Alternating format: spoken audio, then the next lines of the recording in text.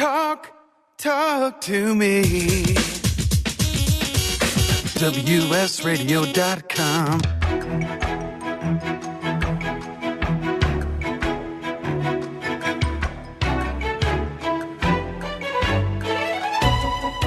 The San Diego Council on Literacy brings you Literacy for All with your host, Jose Cruz. Welcome to the show. I'm Jose Cruz from the San Diego Council on Literacy. You're listening to the Literacy for All radio show on WS Radio. Our guest for the next couple of segments is Kyle Zimmer. Kyle is the president and CEO and co-founder of First Book. Kyle, welcome to the show.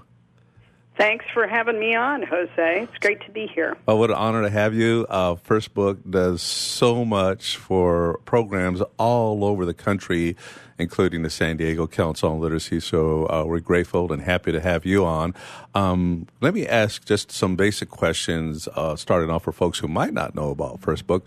What is your mission? What do you do at First Book? Well, at First Book, we are a national network of educators of all kinds serving children in need, 0 to 18 years of age. And what we do is we focus on trying to eliminate every barrier to equal education for kids, because we know that that is the best and surest path out of poverty. Very good. And consistent with our theme today, because we just had our previous segment, the Molina Foundation and Words Alive, and again, just a whole conversation about getting books to places where there aren't any. Now, did I hear you say that you focus on the 0 to 18 age group? We do, the full range. And let me say that the Molina Foundation is an extraordinary institution that does really breathtaking work. So I'm delighted to hear that they joined your conversation here. Very good. Now, when you talk about supporting not just the children and such, but educators, tell us who you mean and what types of programs you're working with. And it's, like I said, it's an enormous network out there. So who are the partners out there that are helping to serve this 0 to 18 age group? Well, the good news is, Jose, that there's really a wonderful, broad army of people who are dedicating their lives to serving children in need. And First Book, we have gathered about over 415,000 members. And we use the word educator, but what we mean is anyone serving in that space. So 60% of our network are classroom teachers in Title I or Title I eligible schools. And then we have healthcare settings and libraries and homeless shelters. We even have barber shops, and we have other very deeply community-rooted institutions where they're really trying to find the kids and support them right where they live. Wonderful. And they're very important, right, that sometimes the things that people need, we have them, but we just don't have them in the right places. So you're helping to address that resource deficit. That's exactly right. I mean, and these people are working their hearts out, but all of us know that they're doing it with almost no resources whatsoever. So that's what First Book is about, trying to funnel resources and access to heroes who are already at work in hometowns across the country. Now, a lot of what you're able to contribute to the literacy community is supported. As I've looked at your website, you get a lot of help from corporate America. Isn't that accurate?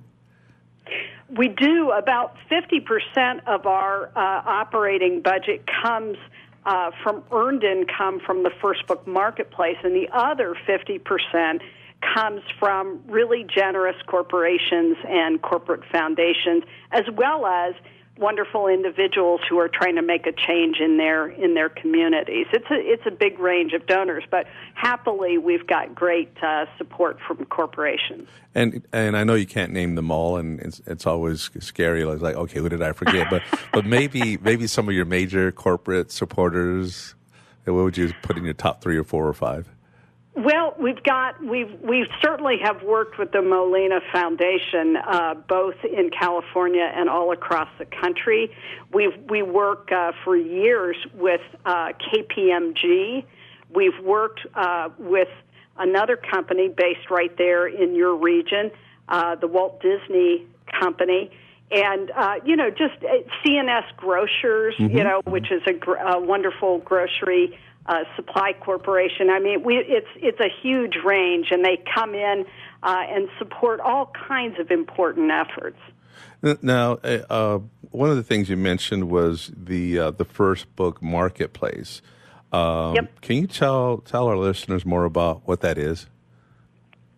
Well, everything we've designed at First Book, we've tried to design it by looking in the field and saying, what are the big barriers? What are the big problems? And then we back up and we sharpen our pencils and we design a big systemic solution to try to resolve that and to try to bring power from the wider system to really come in to solve the problem at the local level all over the country. So the First Book Marketplace is a great example.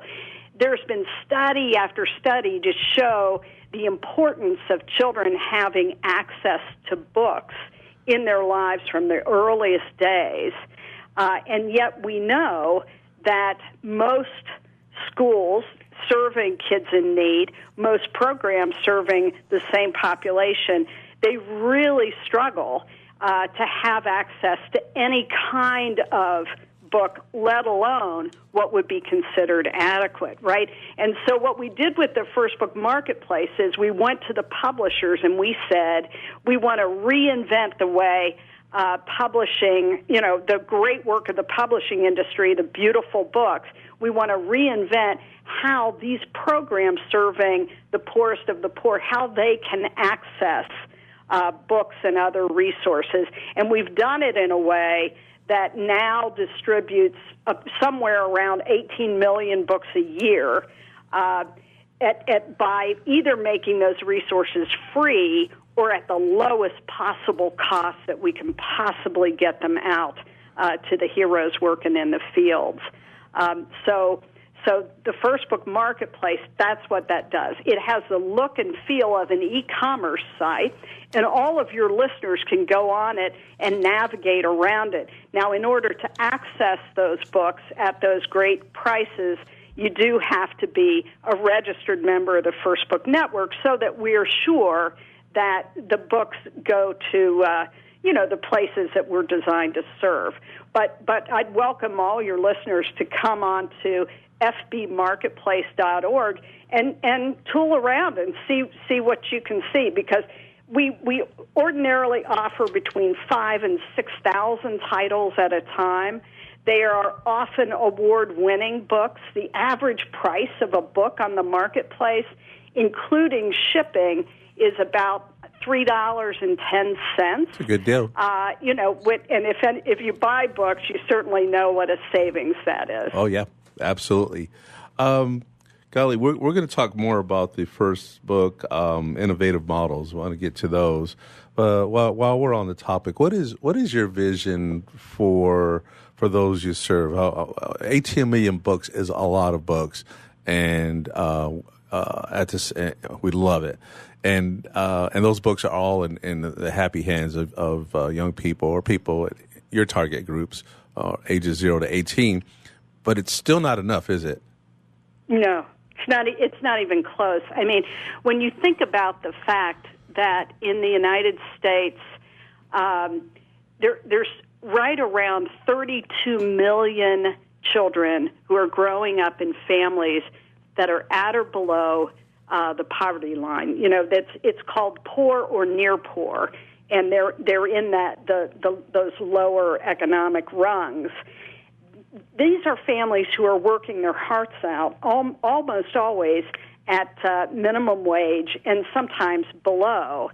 And the likelihood that they can afford the kinds of educational resources that will allow their children to have an equal chance to step out and realize their potential it's really minimal. And so 18 million, we're proud of that number. 415,000 educators, we're proud of that community. But you're right on it, Jose. It's nowhere close to what we need to really make a difference in our country. And so we need you to continue doing what you have been doing, and getting more partners, and just being that magnet, that unifying force, so that we are responding to the resource deficits. It's a part of, in my conversations in our community, we talk about being, the schools and the residents who live south of the I-8, and just how low the scores are there, and people wonder why. And one thing we do agree upon is that those kids living south of the I-8 are no different than the kids who live north of the I-8. So what's the difference? And it's the resources and such, and that's just where we all have to do a better job. Kyle, I want to come back to you. We're going to take a break in just a few seconds here and talk more about your other models of operation, and the Stories for All project, and anything you want to talk about, and how people can get in touch with you, and really just, the research that you do, so that that you're responding to what the demands are out there. Anyway, again, our theme today has been books for children, for young people, and just making sure that they get off to a good start, because on those first 3-4 years of life are crucial. We get one shot at it, and we need the resources to make the most of those opportunities. And we'll be right back with Kyle Zimmer and First Book. I'm Jose Cruz. This is the Literacy for All radio show on WS Radio.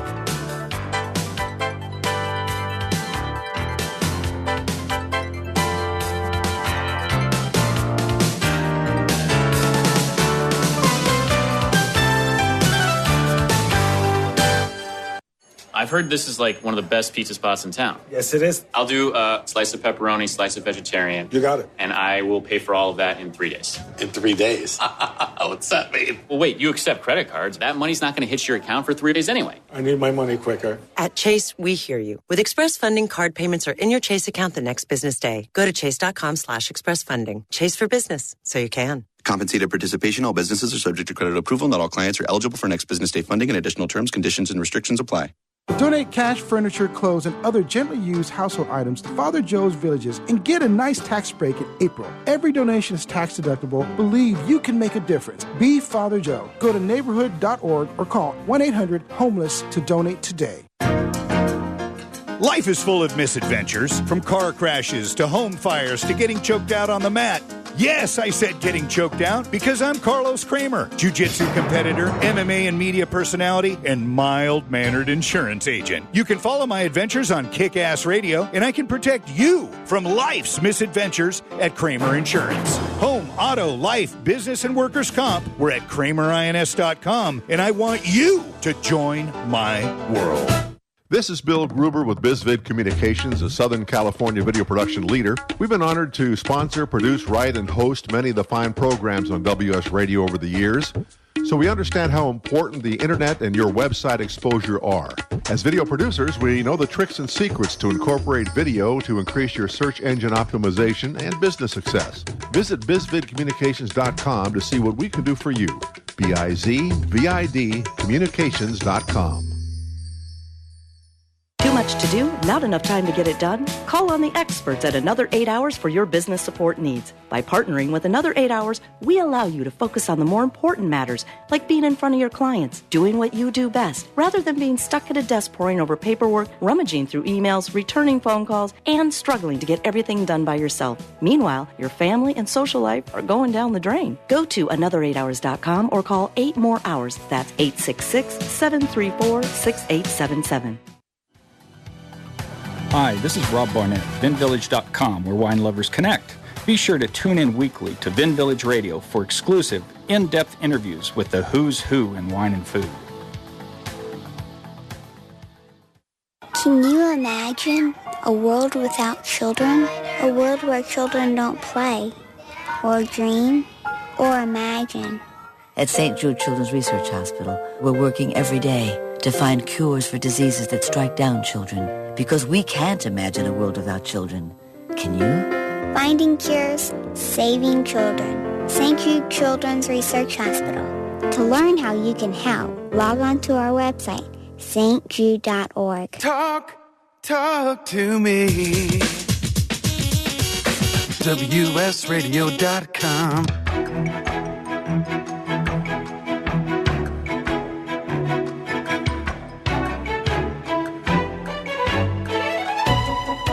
The San Diego Council on Literacy brings you Literacy for All with your host, Jose Cruz.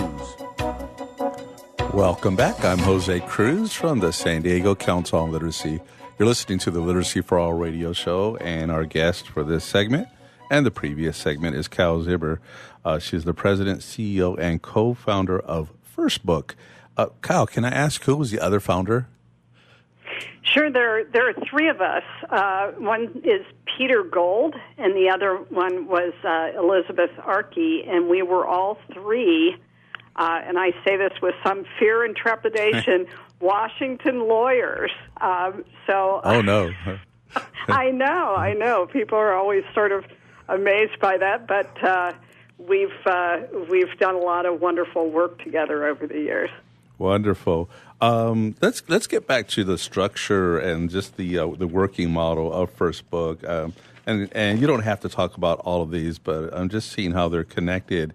And I know you have quite a crew over there, and I know that just by getting prepared for this interview with you, that they were really hands-on, and I know you appreciate what they do for you to do the work that you're doing. It's a great team, I can tell that. The First Book Marketplace, we talked about that. First Book Research and Insights, and then there's the First Book Accelerator, and then the Impact Portal and First Book Community Connect. Any of those you want to tell us more about?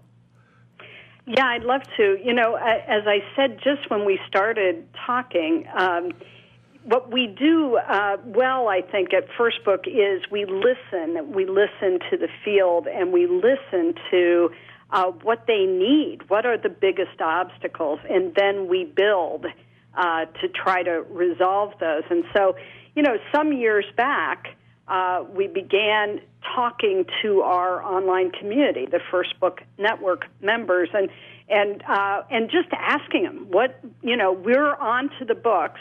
We really are focused on that, and we know a lot about it, and we've got a wonderful curation team for children's books at First Book, and a lot of other wonderful people on the team, as you have said. But what we know is that it's, you know, if we try to guess what the other resource needs are that teachers see every day, that we're going to guess wrong. And what we really need to do is we need to listen. We need to listen to the folks in classrooms and programs. And so we've got, over the past 5 or 6 years, we've gotten better and better and better for our own needs on the marketplace to make the decisions about what books and what resources. We began asking these questions, and the educators really brought the power of their collective voice together for us. So they would say things to us like, the kids need winter coats because, you know, this will be news to you in Southern California, but as it turns out, it gets cold in the northern regions, and when the temperature drops, attendance drops, and so that's a great example. We didn't think of it, but obviously we can build up resources in a classroom and make it more powerful, but if the kids aren't there, it's not effective. And so we began to listen, and they said they need backpacks. The homeless kids need hygiene kits. That, you know, more and more, and you can see that on our site, that we have responded directly to the input that we've gotten from the educators. And so as we got better and better at talking to them, we began to realize that it's not just the resource needs that they have, it's that the field at large lacks a concerted, aggregated voice in real time from the people who are working their hearts out on behalf of kids in need. And so First Book Research and Insights was founded, I guess, about 3 years ago to serve that barrier and to say, let's work together, let's build focus groups, let's build data analytic capacities, let's be able, have large-scale mapping so that we can look for patterns, and we can, by listening, we can say, you know what, third-grade teachers in rural areas of the country, these are the barriers they're telling us. This is what they tell us works, and it's different than barriers that might be, or evaluations that might be shared by educators in other areas, serving other populations, and having access to that vibrant, that robust voice of the people who are on the ground every day in the lives of kids and families.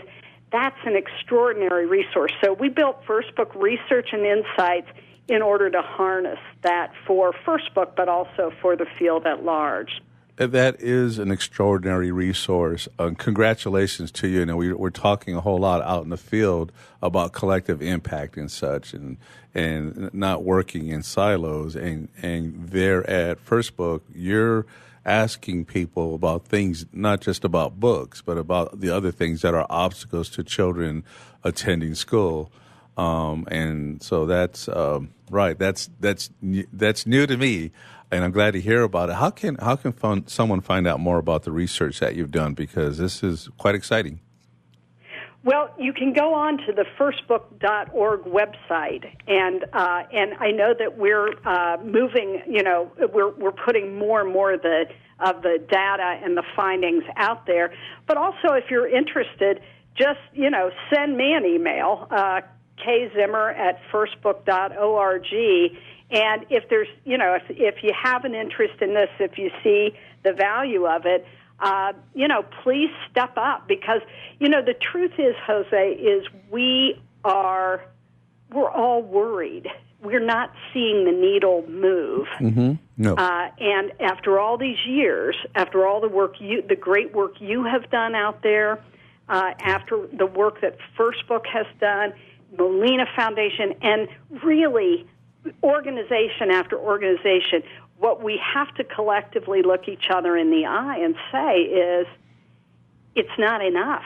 We are, to your great point, we're working in silos, and we have to stop that. And so we really need to lock arms and say, how do we build what we need collectively to change this? Our country, not only is it important for the children who we're all focused on, of course it is, but their families, their community, our justice system, our democracy, our economy.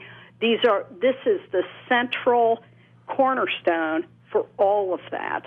And if we fail at this, if we fail to reach out, as you have done so well, I'm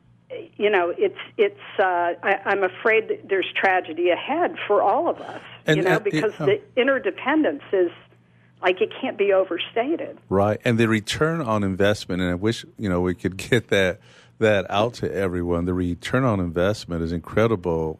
It's immeasurable. I mean, I like to say it's 10-1, just based on my rough math. But look at how much we could be helping people and saving money and enhancing quality of life for everyone if we just invested more in low-income communities and low-income families and such.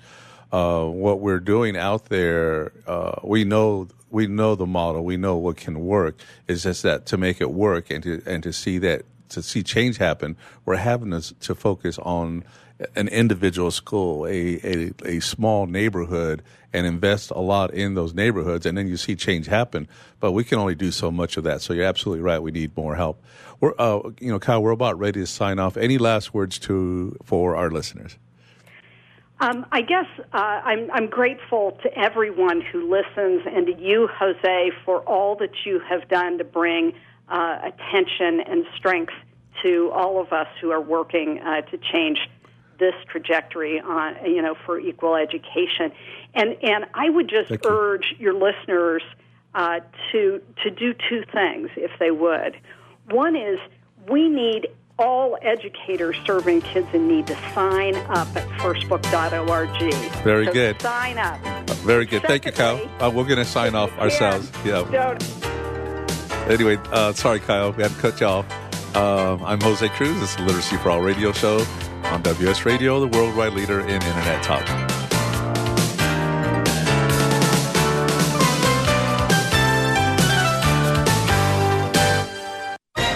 I raised $8,000 to build schools for South African children. After realizing how many people go hungry in San Diego, I now volunteer at a food pantry. I'm spending the next year doing volunteer projects across 3 countries and helping in ways they designate to be the most helpful. The World Link program at the Joan B. Kroc Institute for Peace and Justice recognizes the potential of youth as agents of social change. Learn how you can help youth become a generation of leaders in action at peace.sandiego.edu.